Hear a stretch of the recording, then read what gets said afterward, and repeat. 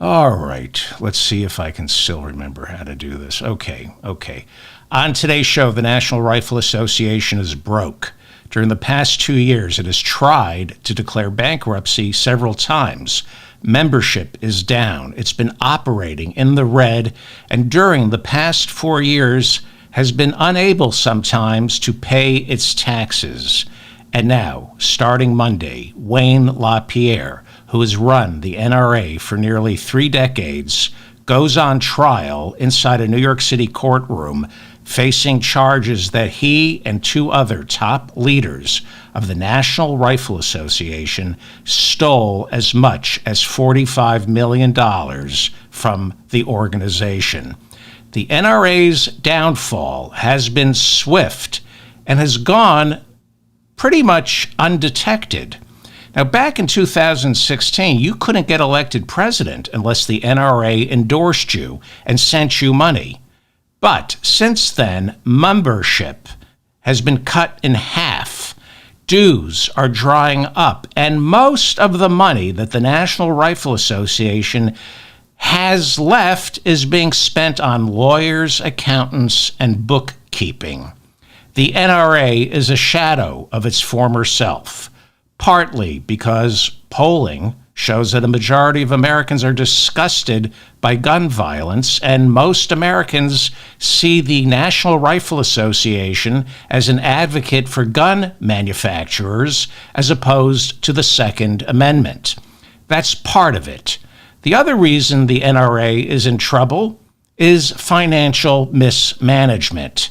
And that financial mismanagement comes to a head starting on Monday when the great New York State Attorney General Letitia James puts the NRA and Wayne LaPierre on trial, accusing Wayne LaPierre of, among other things, pocketing $45 million that belonged to the National Rifle Association.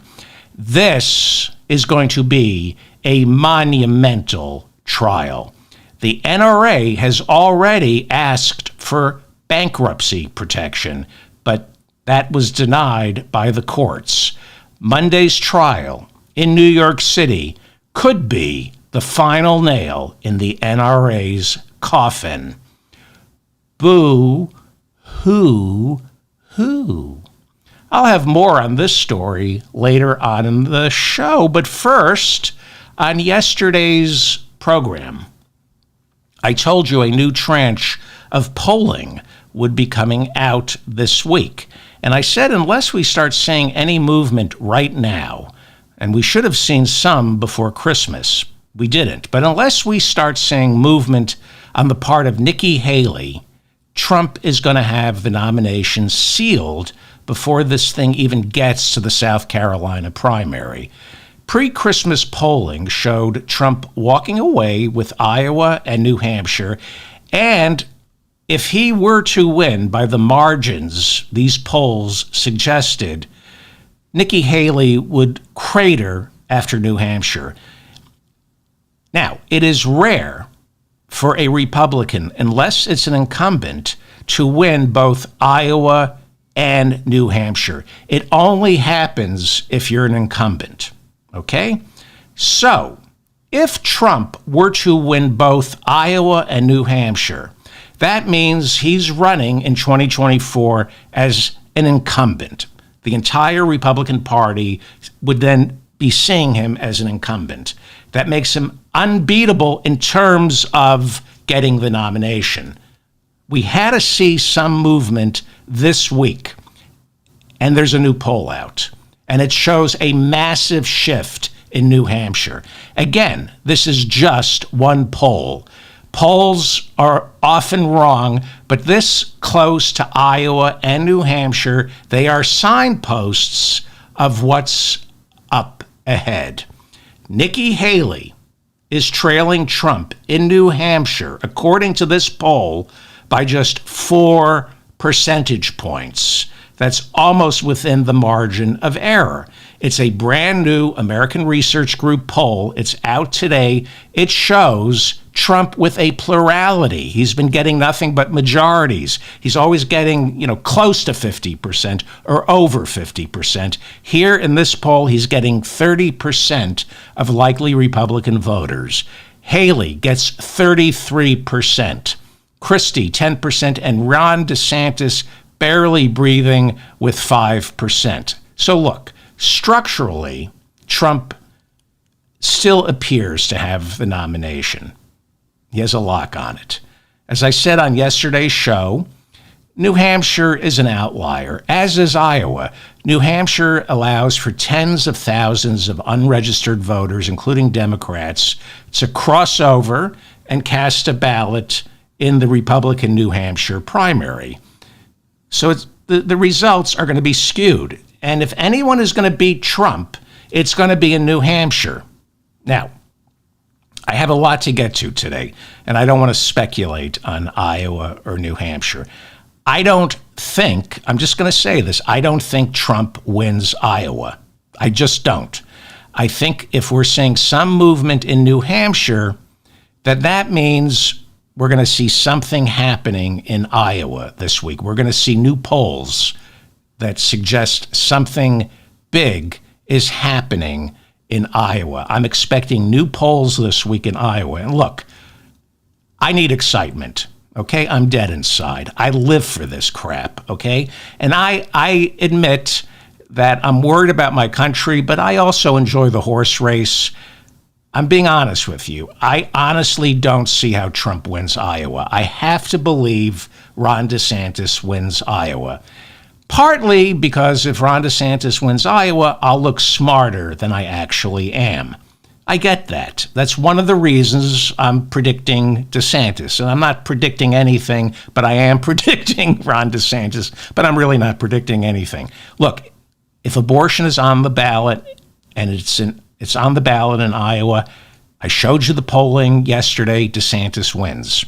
And then if Nikki Haley can win New Hampshire, then you're looking at the perfect confluence of three things: Trump's criminal trials, his electability as a presidential candidate, and I can't stress this enough, Donald Trump's mental instability. Trump's behavior could get so outlandish if he loses Iowa and New Hampshire. He could end up defeating himself by screaming fraud at the polls, turning off the entire, it's not going to happen. Republicans will still, no matter what he does, Republicans, my God, he's been convicted of rape. Republicans are going to vote for Trump. The worse he gets, the more frightened the Republican leadership becomes, and the more they get behind him, the more terrified they get of Donald Trump. Yeah, it's hopeless. I'm looking for something to happen in Iowa. He probably has the nomination locked up. It's probably for the best because I think we can all agree he's easier for Biden to beat in the general election. The Republicans are all in on Donald Trump. It's amazing. It's amazing. A new Harris poll shows that the thrice married Donald Trump, who this month goes on trial once again for defaming E. Jean Carroll. She's the woman he was found guilty of raping. They found him guilty of raping E. Jean Carroll last year.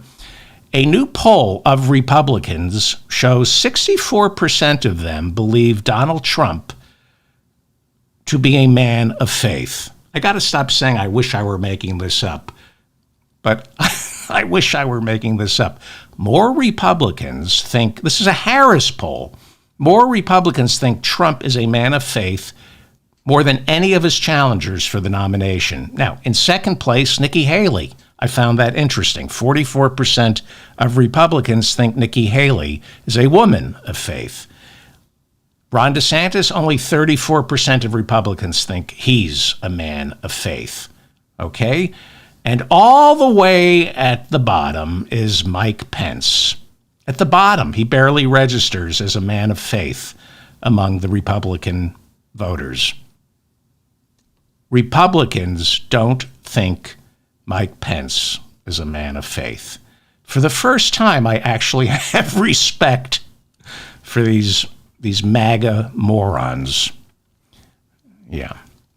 Well, more good news, I guess, for Donald Trump. Okay, this would be good news for Donald Trump.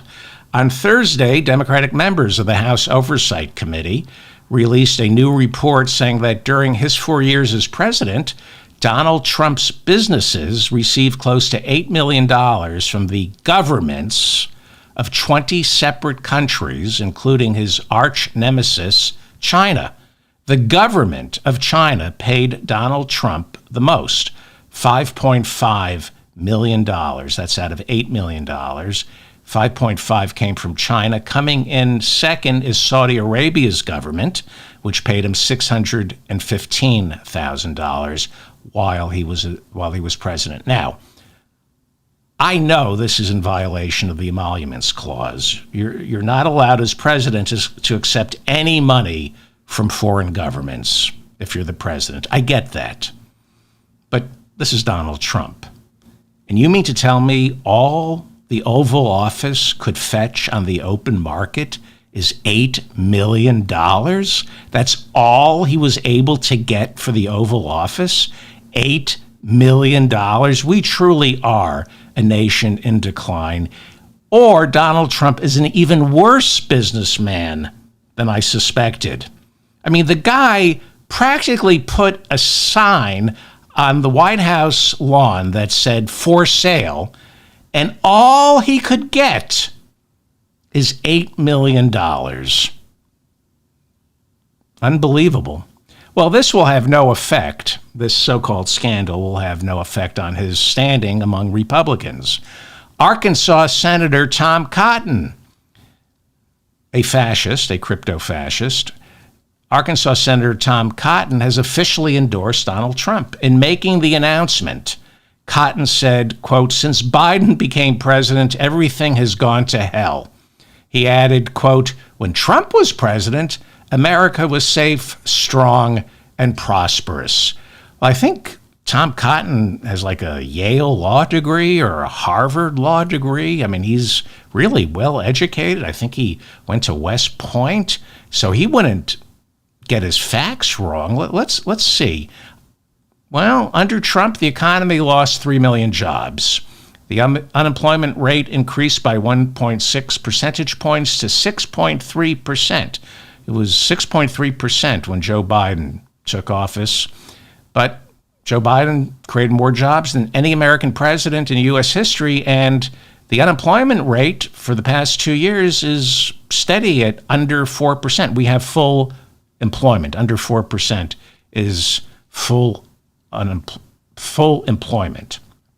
Well, what about the international trade deficit that Trump promised to reduce by declaring war on China? It increased by 40% under Donald Trump, despite the tariffs. The number of Americans without health insurance increased by 3 million when Donald Trump was president. Under Biden, more Americans have health insurance than ever before. Yeah, they can't afford to use it, but that's for another show. The federal debt, right? Fiscal responsibility. Donald Trump, right? Promised to erase the debt. It went from $14.4 trillion to $22 trillion under Donald Trump. Well, Mr. Law and Order, the murder rate in the last year of Donald Trump's presidency rose to the highest level since 1997. And that doesn't include the 1 million Americans Donald Trump murdered with COVID, because instead of masks, he thought Americans should mainline Clorox into their veins. And now Republicans are saying, let's bring back the golden years of Donald Trump. But, you know, Tom Cotton, all in on Donald Trump, and so is GOP House Whip Tom Emmer. I don't know if you remember, but Tom Emmer ran for Speaker last year. I think it was right after Scalise dropped out. And Donald Trump tanked him. He lobbied hard against Tom Emmer, spread rumors about him. Tom Emmer, doesn't matter. He's endorsing Donald Trump. Now, the New York Times reports that Trump has been responding to these endorsements privately. This is according to several high-level Trump associates. They say that whenever he gets an endorsement from somebody like Kevin McCarthy, Tom Emmer, Tom Cotton, he will turn to a close friend and say, quote, "Eventually, they all come back to me in bended knee." Eventually, they all come back to me in bended knee. You know, I don't have too much self-respect, but at some point, do you really need to be a United States member of Congress to compromise not just your country, but yourself? I mean, it's incredible. This is the mop-up for January 4th, 2024, not 2023. I was doing a segment on the show, I think it was Tuesday, where I said it's very important that I show you where we are in time and space. I'm giving you these countdown clocks, and on the screen it said like January 2nd, 2023. Mr. Smarty Pants trying to, get our compass points aligned, and I'm still saying it's 2023. Well, it is that time of the year, isn't it? It is that time of the year for all of us when you don't know what to dispose of first, the Christmas tree or Santa's body. I never know. Every year, what do we throw out first, honey? The Christmas tree or Santa's body? Yeah, Mickey Mouse is now in the public domain. His image, as of January 1st, is no longer protected by copyright. Mickey is not taking it too well. Here he is in Toontown, paying a woman $50 to look up her skirt. That's just absolutely terrible. And here he is surrounded by rats and hypodermic needles, trying to find a vein he can work with. And this is Mickey moments later, after finding a vein he could work with. And apparently Mickey uses a mouse trap that he bought from the BDSM warehouse for some good old-fashioned autoerotic asphyxiation.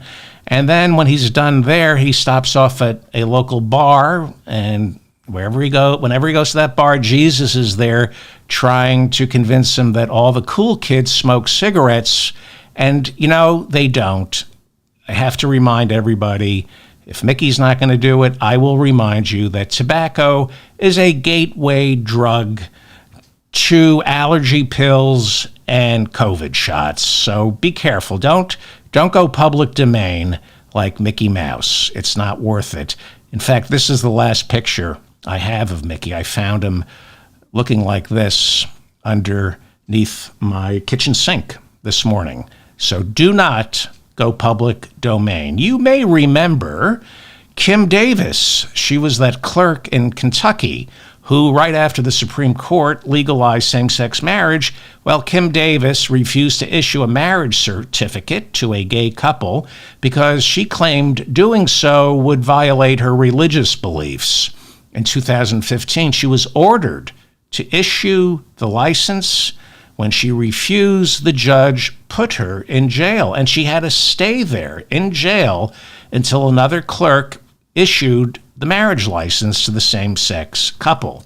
Last year, a jury ordered Kim Davis to pay that couple $100,000 in damages. And this week, that same judge who sent Kim Davis to jail back in 2015 has now ordered Kim to pay the couples $250,000 in legal fees. Wow, the legal fees are more than the damages. Lawyers. Anyway, this means refusing to issue a marriage certificate to that same-sex couple has now put Kim Davis all in. It's put her $360,000 in the red. It costs a lot of money to persecute gay people these days. It's almost not worth it. $360,000. Enjoy the wins. You have to enjoy, when good things happen, you have to enjoy it. I genuinely enjoy a story like that. That warms my heart. Well, the much-awaited list of Jeffrey Epstein's 150 associates was unsealed this week by the judge presiding over a civil suit filed against Jeffrey Epstein's girlfriend and convicted procurer of underage girls, Ghislaine Maxwell. That civil suit was filed by one of those underage girls back in 2015, 4 years before Epstein hanged himself. Ghislaine Maxwell is currently serving a 20-year sentence for sex trafficking, and if you were expecting anything surprising or shocking in those hundreds of unsealed pages, you're going to be disappointed. It's just the usual suspects, and by usual suspects, Kevin Spacey is on the list. These are some of the names that stood out as I was poring over the list. These are names that were mentioned in depositions and discovery for this civil trial. Former President Bill Clinton is mentioned 50 times. Now, flight logs show that Clinton took several trips on Epstein's jet. Clinton denies ever visiting Epstein's private island. Witnesses say otherwise. According to hearsay, in these documents, and it's hearsay, Jeffrey Epstein reportedly told one of the girls who was providing massages that Clinton liked his girls young. I don't believe it. Why should we believe anything Jeffrey Epstein said? Now, in the lobby of Jeffrey Epstein's New York apartment was a painting of Bill Clinton dressed as a woman. You've all seen this. It was the very first thing you saw when you walked in. Bill Clinton did strike up a friendship with Jeffrey Epstein, and it started during the Clinton presidency. But Bill Clinton didn't need Jeffrey Epstein to procure women for him. Women are automatically drawn to Bill Clinton. I've seen that with my own eyes. I don't doubt that Bill Clinton sexually harassed some of those women, but Clinton didn't need Jeffrey Epstein. He could take care of himself, and he often did in the Oval Office bathroom sink. That's in the Starr report. Bill Clinton would take care of himself he would finish off in the Oval Office sink. Let's just say that. Clinton might have cheated on Hillary, but he became an open book with the Starr report. If he had the slightest proclivity or so much as a twinge for underage girls, we would have heard about it by now. Like many people, Clinton was taken in by Epstein, thinking that Epstein was smart, and Clinton was most definitely attracted to the company Epstein accumulated. He liked to accumulate people. So why the painting of drag queen Bill Clinton in the apartment lobby? That was for the benefit, I believe, of everybody else, to make them think Epstein was both close to Bill Clinton and had something on him. You keep a painting of an American president in drag in your lobby. You do that to signal to your other high-profile visitors that plenty of other high-profile individuals have walked through these doors, and I may or may not have stuff on them or you. Harvard law professor Alan Dershowitz is mentioned 150 times in the unsealed documents. Now, Epstein was Dershowitz's client. It was Alan Dershowitz who served as Epstein's defense attorney the first time Epstein was arrested for what are we going to call it? And then he got that sweetheart deal. There are reports that Dershowitz was seen inside Epstein's home getting massages.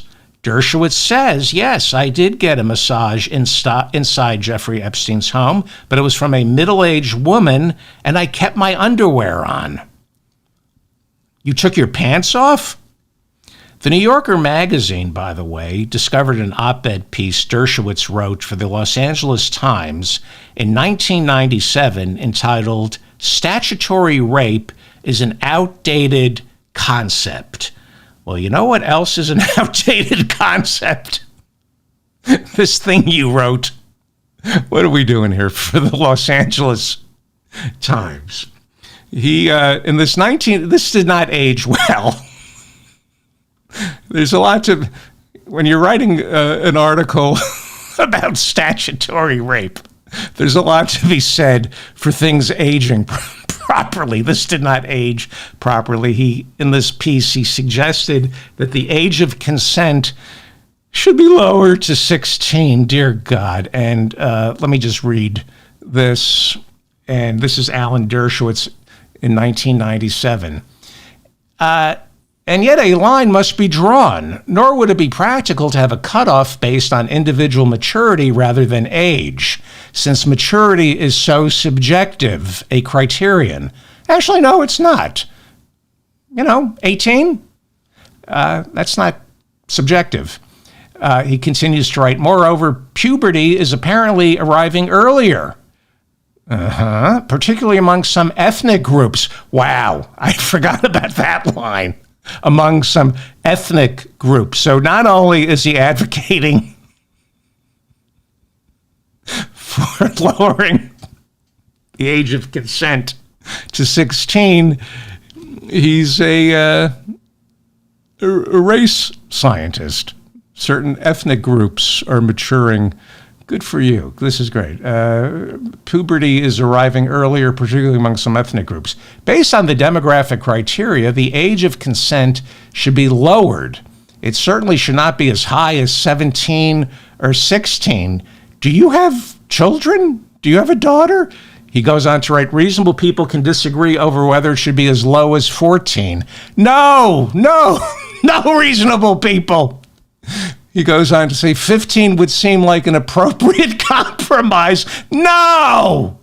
Perhaps there should be staircasing below 15 with the penalty increasing inversely with the age of the victim. That would be Harvard professor Alan Dershowitz. This is what a $500,000 education buys you.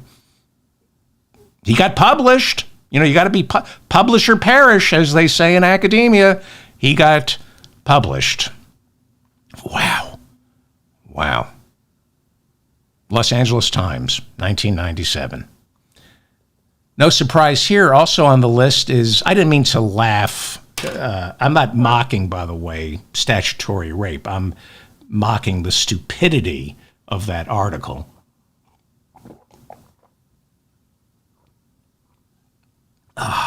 That is some good water. That is good water. Well, no surprise here.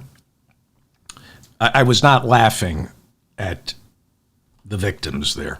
I was laughing at the sheer stupidity of a Harvard professor writing that in 1997 and being a respected, people were paying him millions to for his legal expertise up until about, when was the Clinton impeachment? He pretty much ruined his reputation when he defended Clinton in the first impeachment. No surprise here. Also on the list is Andrew Albert Christian Edwards. He's the Duke of York. Andrew Albert Christian Edwards. The plaintiff in the civil lawsuit against Ghislaine Maxwell was paid millions of dollars by Andrew to settle claims he sexually assaulted her 3 times when she was 17. Now, I should note that the age of consent in the United Kingdom is 16. But he was accused of sexual assault. Right before the death of his mother, the Queen, Andrew was ordered to step back from all his princely duties and is no longer considered a working royal, but he has not been stripped of his royal titles. Also revealed in the unsealed court documents are reports of Andrew being sued by an unnamed Jane Doe back in 2014, who said she was a minor when Epstein forced her to participate in an underage orgy on Epstein's Island with Prince Andrew. I don't know if that's an orgy. I just think it would, if it's true, it would just be an assault.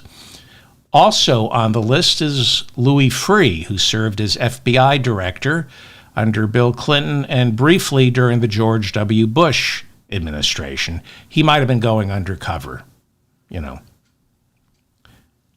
know how he defines undercover, but he might have been going undercover.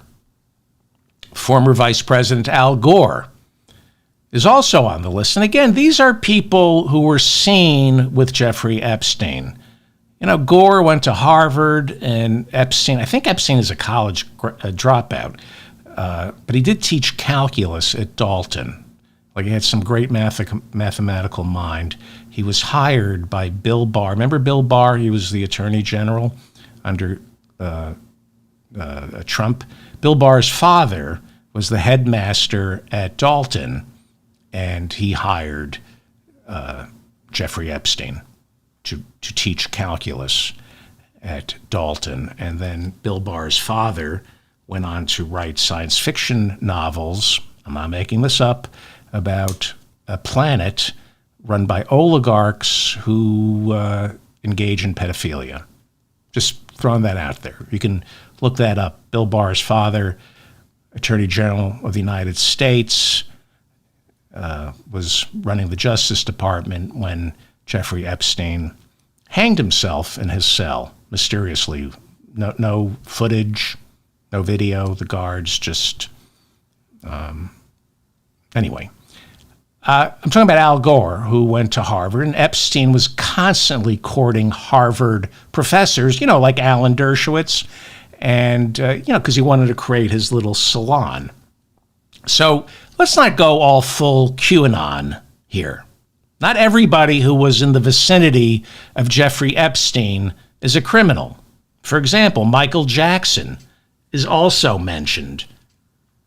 I think it's a pretty safe wager Michael wasn't on the receiving end of any massages from underage girls. I think we can all agree on that. That's how screwed up the story is. The only person on Jeffrey Epstein's list whose innocence, when it comes to child trafficking, whose innocence we're absolutely certain of, is Michael Jackson's. He's the only one we go, no, Michael's innocent. How many times has that ever happened? And like I said earlier, Kevin Spacey made the list. And for my thoughts on Kevin Spacey being on Jeffrey Epstein's list, I'll refer you to my previous comments regarding Michael Jackson. By the way, so far, nobody's been able to convict Kevin Spacey. Partly because they've died. A lot of the people have died, but he has not been found guilty. Just pointing that out. Kevin Spacey has not been found guilty. Former New Mexico governor, as well as energy secretary and ambassador to the UN under Bill Clinton, the late Bill Richardson is on the list and has been accused of several crimes by witnesses. Richardson died last year at the age of 75. Way too young. I'm going to say way too young and leave it at that. Jean-Luc Brunel, who worked as a scout for top model agencies, was also on the list. Now, since 1988, Jean-Luc Brunel has been swatting away allegations of sexual assault. He's been swatting them away until his arrest by French police in 2020 on charges of raping minors. 2 years later, he was found dead in his jail cell from an apparent suicide in Paris. Wow.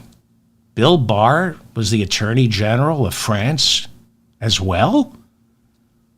Can you do that? Can you two-time America and be Attorney General in France at the same time? Was Bill Barr cheating on America by also being the Attorney General of France? New Jersey Democratic Senator Bob Menendez, who's already... I'm done with the Jeffrey Epstein stuff. Menendez didn't make the list. And that's the only good news in this guy's life. New Jersey Democratic Senator Bob Menendez, who's already been indicted on charges of accepting bribes to help the government of Egypt, was hit with superseding indictments this week, accusing him of also taking bribes to assist the government of Qatar. Who does this guy think he is, Jared Kushner? The indictments charge Menendez accepted bars of gold, a designer watch, and money from a real estate developer who was trying to secure an infusion of cash from one of Qatar's investment funds. Senator Menendez is charged with performing favors for the government of Qatar on behalf of this real estate developer who allegedly lavished Menendez with gifts. Menendez was serving as chairman of the Senate Foreign Relations Committee when these crimes are alleged to have been committed. Senator Menendez's lawyer, told reporters, "My client is completely innocent." I mention this only because of the name of Senator Menendez's lawyer. Now, you Google this. I'm not making this up. Adam Fee. F-E-E. Fee. His lawyer is named Adam Fee. Senator Menendez, your lawyer, Mr. Fee, is on the phone. Which Fee? Which Mr. Fee? Mr. Fee is what I call all my lawyers. Every lawyer is Mr. Fee. The National Labor Relations Board filed a complaint against Elon Musk's SpaceX, charging the company illegally fired 8 employees after they signed a letter demanding better working conditions at the satellite and rocket manufacturer. The 8 employees wrote the letter to call on SpaceX to condemn several of Elon Musk's tweets that were sexually inappropriate and mocked workplace diversity. One of the female workers fired for signing that letter said through her lawyer that SpaceX is a toxic workplace where sexual harassment is considered acceptable behavior. Meanwhile, Reuters reported that at least 600 SpaceX workers have been injured on the job, several suffering head injuries, crushed limbs, and electrocution. One died on the job. And Reuters says all 600 of these injuries went unreported to OSHA.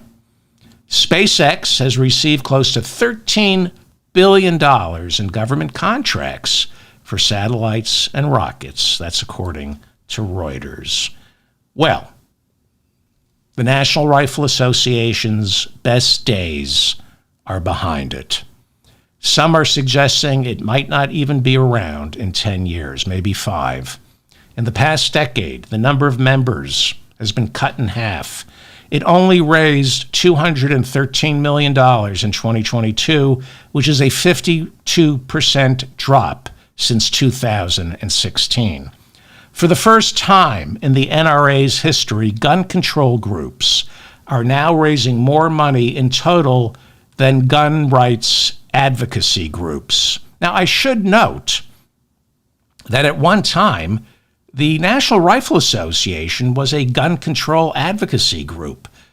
The whole purpose of the NRA, before Wayne LaPierre got his trigger fingers all over the NRA, it was to teach people how to use guns, and they were for gun control. They weren't worried about gun manufacturers the way they are now.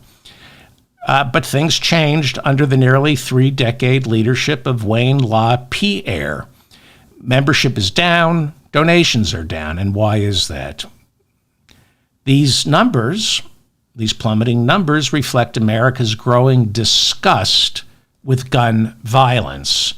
And many Americans who believe that the Second Amendment guarantees you to be able to buy weapons, many Americans blame the National Rifle Association because the National Rifle Association has become less about protecting Second Amendment rights and more about protecting the profits of gun manufacturers, increasing the profits of gun manufacturers. much of the money from the NRA, much of the money that the NRA collects is not from dues. It's from gun manufacturers. Gun manufacturers have been propping up the NRA for years, and they have artificially inflated membership numbers by often throwing in a free NRA card, a membership card, with the purchase of a weapon. A lot of people end up becoming members of the NRA not even knowing it. They buy a gun and they go, oh, it includes a free NRA membership. More importantly, polling of NRA members reveals that the NRA does not represent the rank and file members of the NRA. A vast majority of NRA members support universal background checks, stricter gun control laws. People, as I said, joined the NRA originally because they believed in both the Second Amendment and gun control. The NRA, before Wayne LaPierre, was about responsible gun ownership. But the NRA's allegiance is now with irresponsible gun manufacturers who work hard to increase sales by convincing Americans that crime is on the rise. It really isn't. But the NRA, when you listen to Wayne LaPierre speak, he says you better stock up, you better buy more ammo, buy more weapons, because Joe Biden is coming to take it all away from you. He isn't. Meanwhile, as a majority of Americans want fewer guns, a renewal of the assault weapons ban, majority of Americans want a renewal of the assault weapons ban, we continue to rack up record numbers of mass shootings. Why? Why? Because the gun manufacturers are racking up record numbers of sales. That's why we're racking up record numbers of mass shootings. Every study shows that the states with the laxest gun laws have the most gun fatalities. Now, that's a fact. I don't want to hear about Chicago, okay? It's right next door to Indiana. But if you want to talk about Chicago, Indiana has lax gun laws. It's very easy to get your guns if you live in Chicago. But let's just go over the numbers here. Last year, 1,195 people in Illinois, that's where Chicago is, 1,195 people in Illinois were shot to death. Now, yes, Illinois has very strict gun control laws, but it is surrounded by Missouri, Kentucky, and Indiana, which have some of the laxest gun control laws. So, like I said, 1,195 shot to death in Illinois, Chicago. In Florida, 3,142 shot to death last year, as opposed to 1,195. Florida, the original stand your ground state. In Texas, 4,613 people were shot to death. You want to talk about Chicago? Let's talk about Illinois, 1,195 shot to death. Florida, 3,142. Texas, 4,613. You want to talk about Chicago? Anytime somebody challenges me on gun control, they always bring up Chicago. I just brought up Chicago. And when you take Chicago out of the equation, you don't have to. I just showed you why you don't have to. But if you take Illinois out of the equation, blue states have much lower gun homicide rates than red states. Why? Why? Because blue states have much stricter gun control laws. The lowest gun homicide rates in America are found. The lowest starts with Massachusetts. Massachusetts comes in first. Try to buy a gun in Massachusetts. Second is Hawaii, then New Jersey, New York, Rhode Island, all blue states where you can't buy guns. Connecticut, New Hampshire, California, and Minnesota. Those are the lowest gun homicide rates in America. They also have some of the strictest gun control laws. Well, what states have the worst gun homicide rates? What are the bottom 10? The bottom 10, the deadliest states vis-a-vis gun homicides, the bottom, Mississippi, then Alabama, Louisiana, Wyoming, Alaska, Montana, Arkansas, Tennessee, Oklahoma, Kentucky, Georgia, and Indiana. And what do all those states have in common? Nobody there listens to this podcast. Oh, and they also have very, very lax gun control laws. You see how that works? See how that works? So stop telling me about gun violence in Chicago, okay? Thursday marked the second school shooting of the year. It's only the 4th of January, and school didn't resume until the 2nd. A 6th grade student was killed and 5 others were wounded when a 17-year-old opened fire at Perry High School on the outskirts of Des Moines, Iowa. The shooter reportedly killed himself.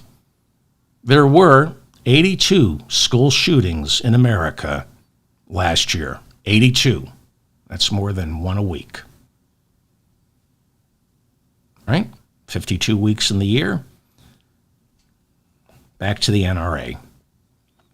Jury selection began this week in New York State's corruption trial against the National Rifle Association, charging its leader, Wayne LaPierre, with stealing nearly $65 million from members of the NRA, along with 2 other leaders of the NRA. The suit calls for the removal of the NRA's longtime chief executive, Wayne LaPierre. The suit accuses LaPierre and his wife of using the National Rifle Association as their own personal piggy bank, having it pay for luxurious vacations, clothing, and private jets. That trial begins on Monday and is expected to last 6 weeks. Again, it was filed by American hero, and I do mean that, New York State Attorney General Letitia James, who is just wrapping up her civil fraud trial against Donald Trump. I have a new thing to obsess on. She won that civil. That's great. She won. She won her civil lawsuit against former President Donald Trump, accusing him of stealing hundreds of billions of dollars from lenders by overinflating the value of his properties in order to secure more favorable loans. Now, if you say Mar-a-Lago is worth $500 million, when in fact it's only worth $20 million, that's what your tax statement says. That's what it was assessed as, $20 million. Well, if you tell the banks Mar-a-Lago is worth $500 million, then the banks will consider you a risk-free loan, and so they will lend you money at a much lower interest rate.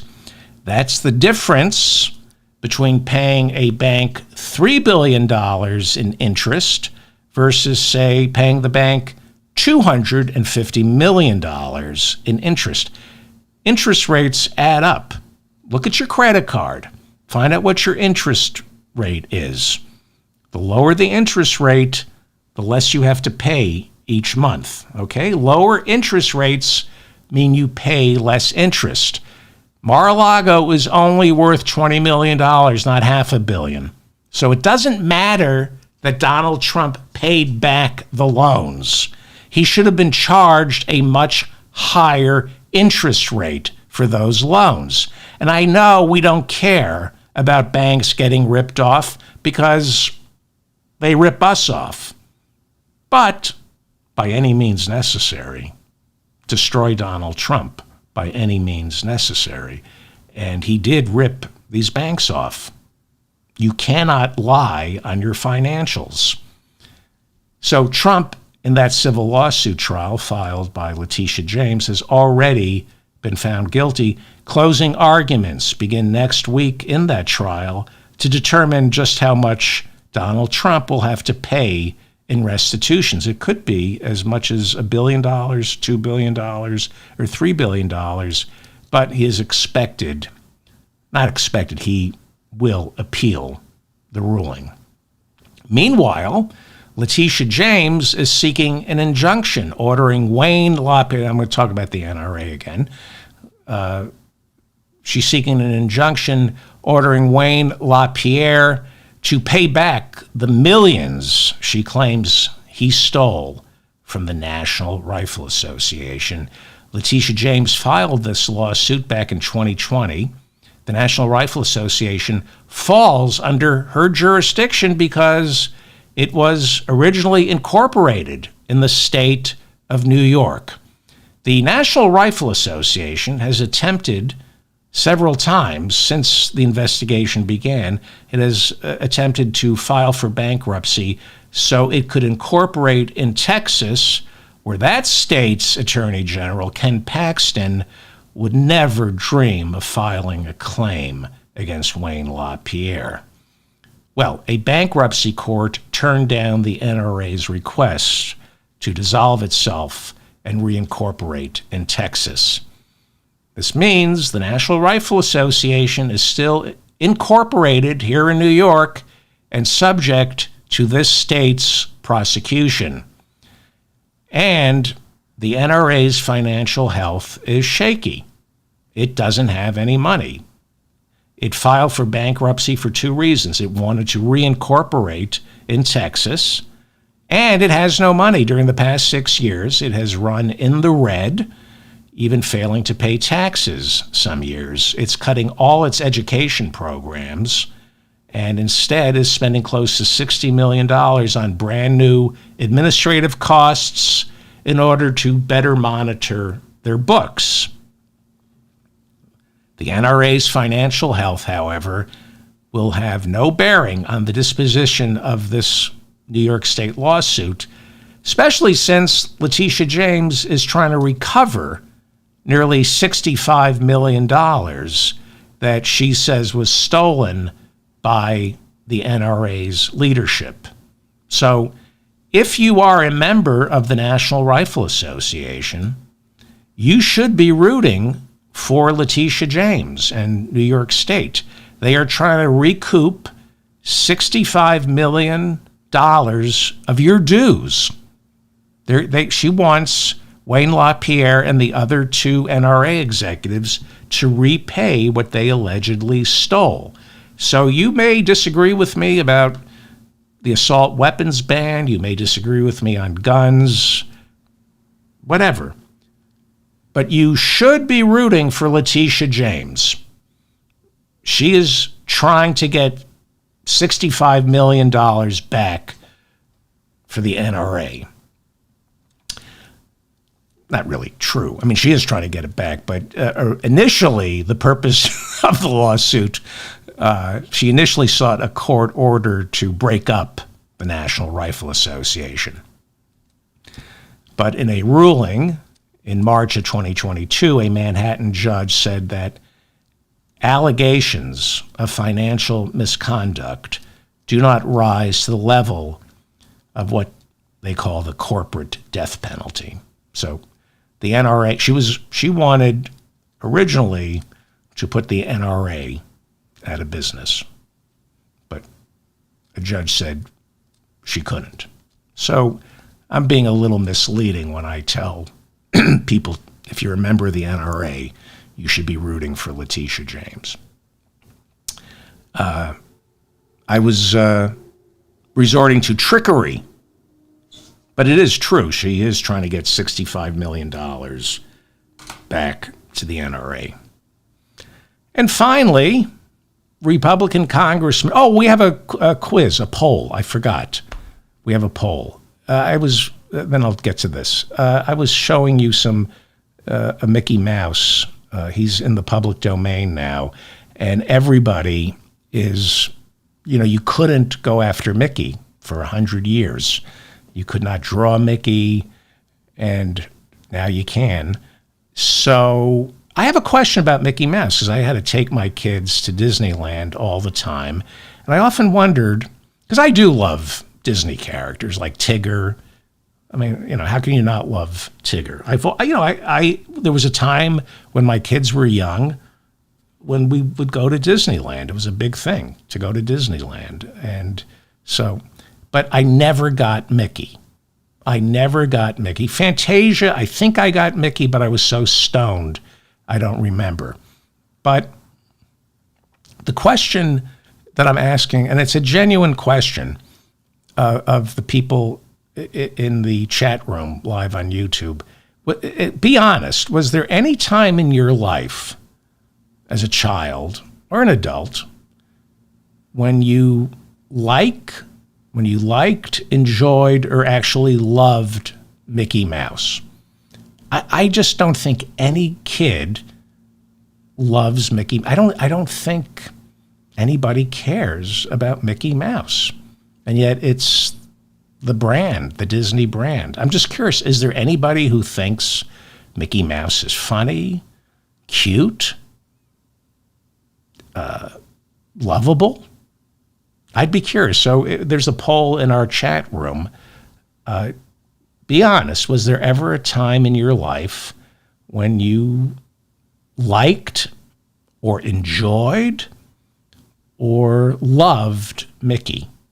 I don't know. I would be surprised. Please fill that out, just out of curiosity.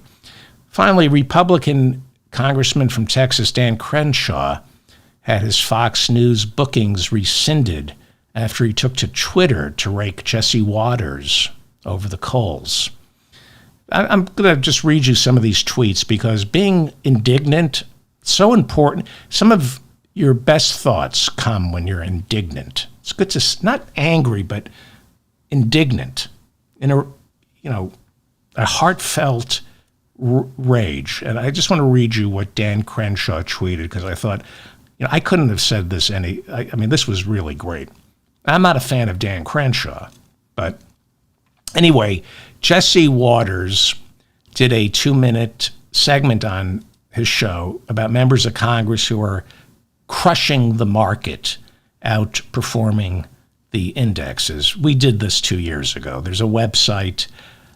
I was really the first one to go over that website and show you what Ro Khanna and Nancy Pelosi. This was more than 2 years ago. Now other people are discovering this website. And, apparently some of these members of Congress are outperforming the stock market. Do they have inside information? Yeah, they do. What is it? 1/3 of our economy is government spending, federal government spending. Yeah, they have inside information. Yeah. One of the members of Congress mentioned by Jesse Waters was Republican Dan Crenshaw, who has $10,000 in the market. This is a man who served in the military, and apparently he has $10,000 in the stock market, and it's done well. And Jesse Waters implied that Dan Crenshaw was using inside information to make those trades. I don't agree with Dan Crenshaw on practically everything. He wasn't, no. I just don't, and $10,000 is a lot of money to Dan Crenshaw, but it's not a lot of money to the real inside traders like Josh Gottheimer. Go check Josh Gottheimer's $50 million, $70 million, $80 million trades, or Ro Khanna's trades, Nancy Pelosi's. So Dan Crenshaw took to Twitter. And I'm just going to read you these tweets because they're just really well written because they come from anger. He wrote them. He has I think he has like a 10-week-old baby or a 10-month-old baby who he was trying to feed. It's, they go back to work next week. He's spending time, and then he's listening to Fox News, and he's being accused of being accused of being an insider trader. This is what he wrote. I just think this is just well written. Hey, you effing hack. If you're going to accuse me of literal corruption, get your facts straight and man up and come accuse me to my face. You're an effing clown, desperate for clickbait.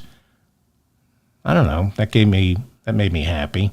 And then he goes on to write, Waters is a tool making millions to push conspiracies on TV and bash veterans like me who are barely a fraction of his net worth. Wake up, America. The political entertainment industry is almost always lying to you. Almost always? How about always? He goes on to write, come on, stop watching these mediocre entertainers. Stop letting wealthy elitists like Jesse Waters claim to be fighting for you. They live in Manhattan and can't stand normal people who live in red states. They think you're stupid and feed you bullshit to rile you up. You know, there's a thing that's going on. I'll read you the rest. This is what I wanted to talk about. And then his next tweet is, losers like Waters grew up with a silver spoon. His family is made up of well-connected journalists and politicians. And for some reason, people are fooled into believing he's some genuine blue-collar conservative. So here's the thing I want to ask Republicans, because I've noticed this. Wayne McMullen, the Oklahoma senator who wanted to fight the head of the Teamsters, bragged about, I'm a self-made man. He's a Republican. I didn't take any money from my parents. He did. It's a whole big macho thing with Republican lawmakers that they're self-made, that they didn't come from wealth. Well, I agree with them that if you come from wealth, you're a scumbag, unless you use that money properly. So it's endemic to the Republican Party, where they keep talking now about how inherited wealth is something to be disdained. Well, act on that, MFers. Inherited wealth is something to be, I agree with you. You should be ashamed. If this is true, if Jesse Waters grew up with a silver spoon in his mouth and his family is well connected and he never had to work a day in his life, act on that, Dan Crenshaw. You're a Republican. Don't renew the Trump tax cuts for the wealthy that tacked on $8 trillion to our national debt. So I'm all in with you, Republicans. I think you want to define what a man is, which, you're so obsessed with manhood and making it on your own. I agree with you on that. If you have inherited wealth, you're not a real man. By, according to the American dream, even, you're not a real man.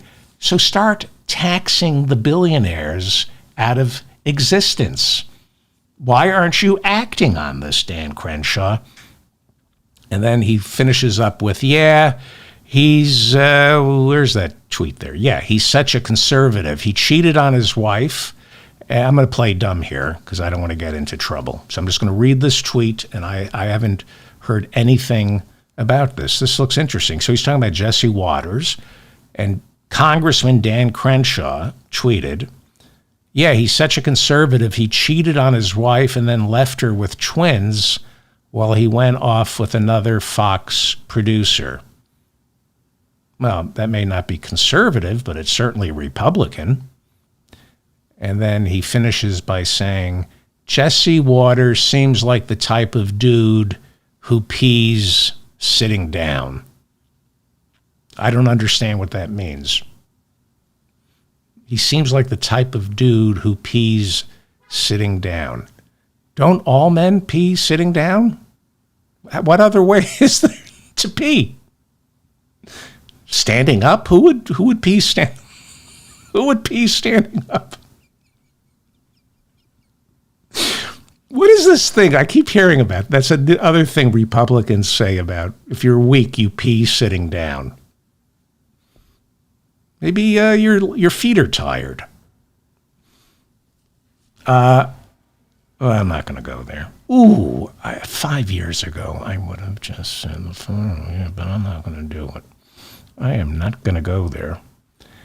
Iowa caucuses, January 15th.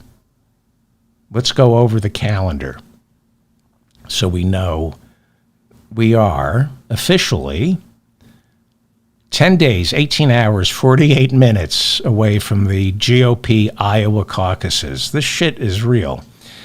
New Hampshire, where Nikki Haley is in second place, 18 days, 18 hours, 48 minutes, and 42 seconds. This is fascinating. We are 305 days, 18 hours, 48 minutes, and 31 seconds away from the general election, the GOP South Carolina primary. 50 days, 18 hours, 48 minutes, and 15 seconds away. I'm David Feldman, reminding you to stay strong and protect the weak. Thank you for watching. Please leave a comment. I make mistakes on this show, so if I made any mistakes, let me know in the comments section. I read all your comments. I want to thank the mods. I have a feeling... Oh, let me go look at the poll. I have a feeling we have some NRA people here today. They usually... I don't know. Maybe I'm flattering myself, but they usually show up. So thank you to the mods, Bob and Autumn, if they're here. I don't know if they're here, but thank you. What else? Please share this episode if for any reason you enjoyed it. Please share this with your friends. Where am I? There we go. Okay, let's get to the poll. Subscribe to this channel, please. I don't know. Subscribe to my newsletter by going to my website. But they usually show up. Like this. So thank you to the mods, Bob, to make sure that Autumn, if they're here. I don't know if they're here. But thank you. What else? Please share this episode if for any reason this is a podcast, enjoyed it. By the way, please share this with your It's an audio podcast. Take me with you. Where am I? There we go. Wherever you go. Okay. Let's get to the poll.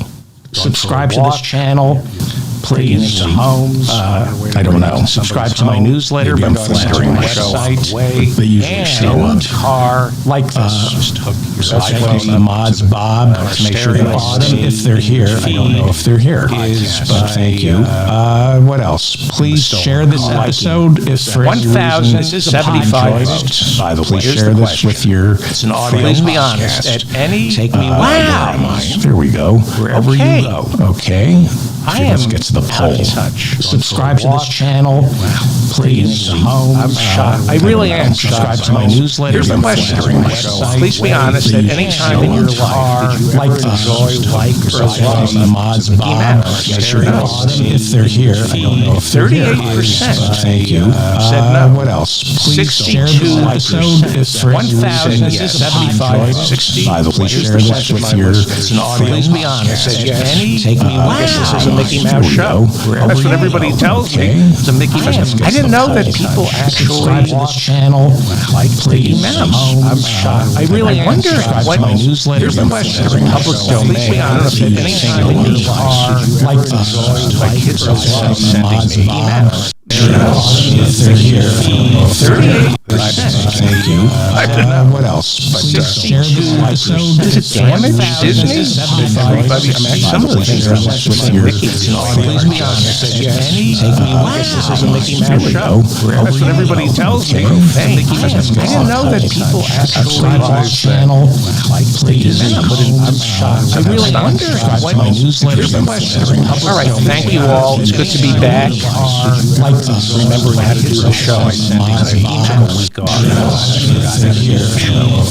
Thank you all for listening. I will see you. Is it Damage Disney?